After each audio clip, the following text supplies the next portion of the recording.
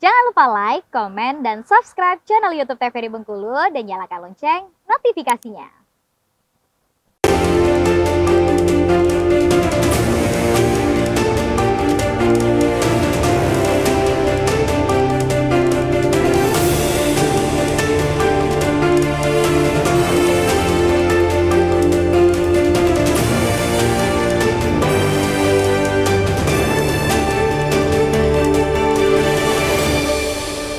Ya pemirsa, kembali lagi di Berendo Ruang Seni dan Budaya. Kita masih membahas mengenai seni menulis cerita anak. Nah, tadi saya sempat menanyakan kepada Bapak Yusuf, Bapak seorang penulis nih, pernah membuat buku apa nih terhadap buku anak-anak dan udah berapa banyak nih? Kalau menulis buku anak, ternyata saya baru satu tahun 2023 ini. Tapi kalau menulis cerita rakyat, saya dulu pernah di 2016 itu menulis tentang cerita rakyat di Lebong. Kemudian basicnya saya sukanya menulis sastra. Kalau cerpen, sastra itu banyak sekali yang saya tulis yang udah dimuat di beberapa media cetak lokal. Dan kemudian ada beberapa antologi juga yang bekerja sama dengan teman-teman yang ada di kantor bahasa. Nah, cerita anak seperti yang kami sampaikan tadi itu kan sebenarnya punya seni ya. Punya seni tertentu, aturan-aturan tertentu yang memang tidak boleh dilanggar, karena memang kalau dilanggar itu akan melanggar hak anak dalam mendapatkan informasi melalui buku.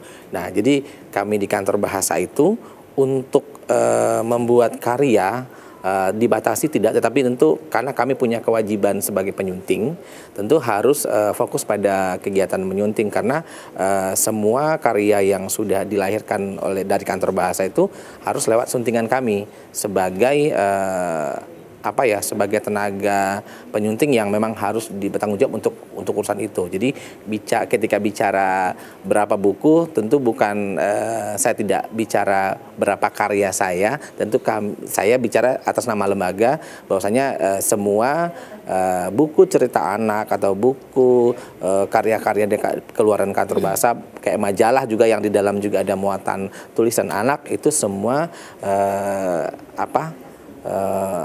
lewat suntingan dari kami begitu. Jadi tidak berapa banyak karya saya atau karya kami, tetapi seberapa banyak buku yang sudah dikeluarkan oleh kantor bahasa itu bagian dari sentuhan kami sebagai orang yang dianggap mampu atau mapan untuk menyeleksi diksi atau ejaan yang berkaitan dengan tulisan-tulisan yang ada di situ. Karena kan kita tahu bahwasanya proses pembuatan buku itu nggak gampang, apalagi kalau kita punya tuntutan lain ya sebagai ASN di kantor bahasa yang punya tanggung jawab yang harus menyunting. Nah, tentu untuk memikirkan sebuah buku itu perlu waktu tertentu. Mungkin bagi orang-orang tertentu yang memang sangat menjiwai atau punya kesempatan lebih, mungkin mereka akan bisa. Kalau kayak saya tahun ini karena memang bisanya baru satu, saya bercerita tentang Benteng Marlboro. Kebetulan bukunya judulnya itu Pertualangan Adeva di Benteng Marlboro. Adeva itu nama anak saya yang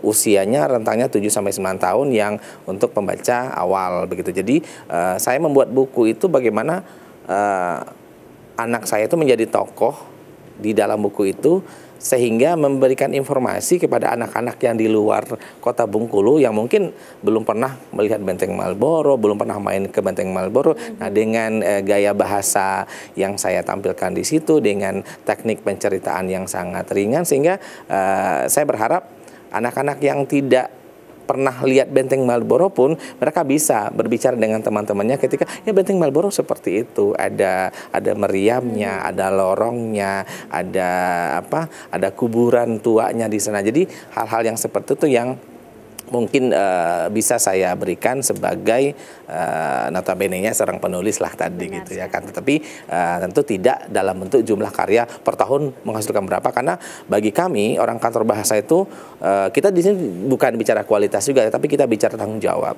Bahwasanya tanggung jawab kami berada di penyuntingan, karena kami harus berkolaborasi dengan penulis lokal dan teman-teman yang hobi menulis. Nah, tentu kami tidak boleh menjadi suatu kepentingan yang beriringan begitu. Jadi kami sebagai lembaga yang mempunyai fasilitasi, jadi kami paham itu. Jadi sebagai tuntutan dari hobi, bakat dan tanggung jawab sebagai seorang yang bisa menulis, tentu akan kami buktikan ya setidaknya setahun adalah satu buku gitu. Di samping itu puisi-puisi atau cerpen-cerpen yang bisa dimuat di media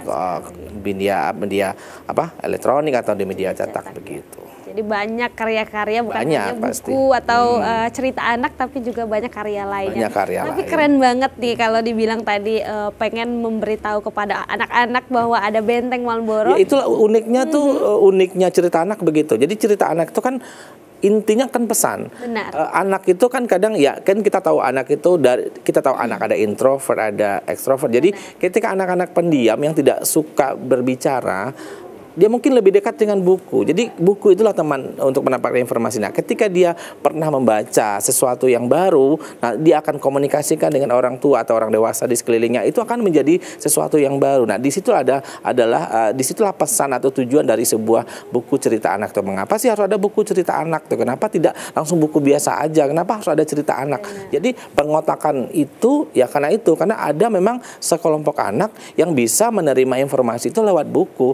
Ada yang lewat informasi oral, ada informasi menonton video, ada juga cuma lewat buku. Jadi, nah buku-buku itulah yang akan menjadi teman mereka. Jadi ketika mereka bersentuhan dengan buku yang mereka sukai, kemudian keluarlah rasa ingin tahu, kemudian ingin diskusi, bertanya lebih jauh tentang hal itu. Jadi menjadi menarik begitu. Jadi itulah pentingnya mengapa harus ada buku anak, kayak buku Adeva itu. Saya membayangkannya gitu ya. Jadi mungkin saya tidak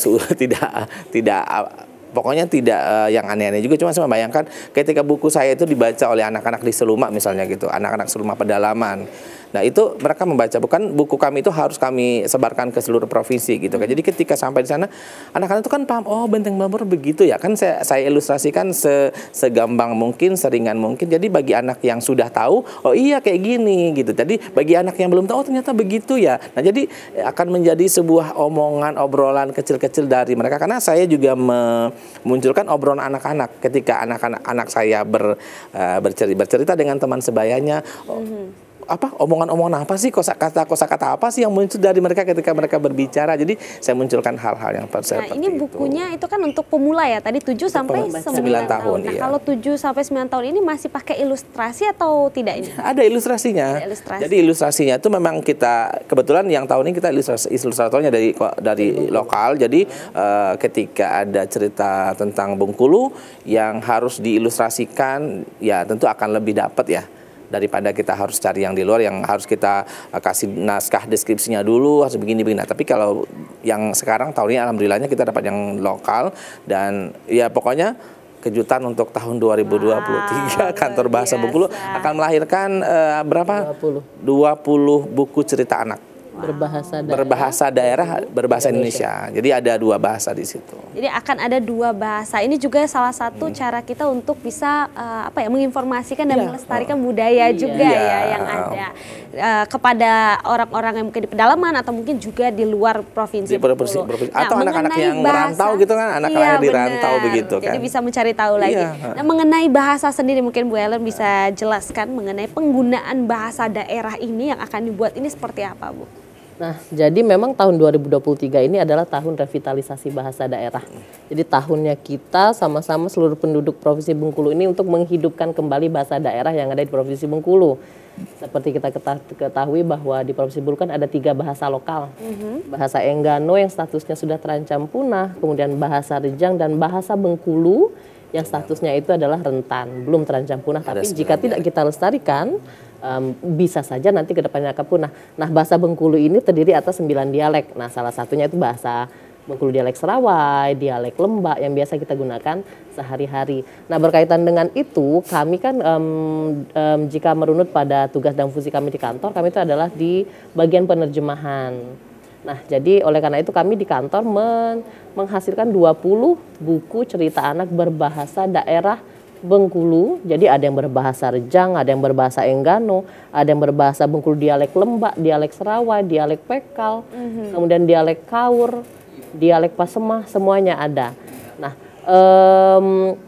Tujuan dari diadakannya 20 cerita ini, selain memang kita ingin menginformasikan kearifan lokal yang ada di Provinsi Bengkulu, kemudian kita ingin memuat nilai-nilai yang ingin kita ajarkan kepada anak-anak lewat cerita yang kita tampilkan, kita juga ingin sekaligus melestarikan bahasa daerah yang ada di Provinsi Bengkulu. Tidak hanya kepada anak-anak yang ada di Provinsi Bengkulu, tapi kepada anak-anak di seluruh Indonesia. Karena seperti Pak Yusuf bilang tadi bahwa cetakan kantor bahasa Provinsi Bengkulu ini akan disebar ke seluruh provinsi. Jadi sebenarnya kan kita mirip-mirip ya bahasa Melayu kita ya Pak Yusuf ya. Ketika membaca buku yang kita buat kan gini Mbak, contohnya jadi di atas itu adalah bahasa dalam satu halaman, di bagian atas itu adalah yang ditulis miring itu berbahasa daerah, kemudian di halaman yang sama di bagian bawah adalah bahasa Indonesianya. Jadi selain anak-anak itu bisa memahami cerita itu lewat bahasa Indonesianya, mereka juga bisa sekaligus belajar bahasa daerahnya. Takutnya ada anak-anak di Bengkulu yang sama sekali tidak mengenal bahasa daerah. Benar. Sedangkan yang kita tahu bahwa kita sebagai penduduk atau warga negara Indonesia itu minimal menguasai 3 bahasa ya. Yang kita biasa sebutkan dengan nama Trigatra Bangun Bahasa. Mengutamakan bahasa Indonesia, utamakan bahasa Indonesia, lestarikan bahasa daerah, dan kuasai bahasa asing. Nah, yang 2 pertama ini, selain mengutamakan bahasa Indonesia, bahasa daerah itu tidak kalah pentingnya untuk anak-anak yang ada di Provinsi Bengkulu. Tujuannya apa? Jangan sampai bahasa yang kita punya nanti punah. Caranya lewat apa? Salah satunya dengan mengadakan buku-buku cerita anak berbahasa daerah Bengkulu yang kita terjemahkan ke bahasa Indonesia. Benar, tentunya sangat penting sekali kita mengetahui daerah bahasa Indonesia dan juga bahasa asing. Jadi tidak ada yang satu penting atau yang lainnya tidak penting, tapi semuanya penting untuk kita pelajari dan kita ketahui. Baik pemirsa, nanti kita akan lanjutkan setelah jeda pariwara berikut ini, tetap di Ruang Seni dan Budaya.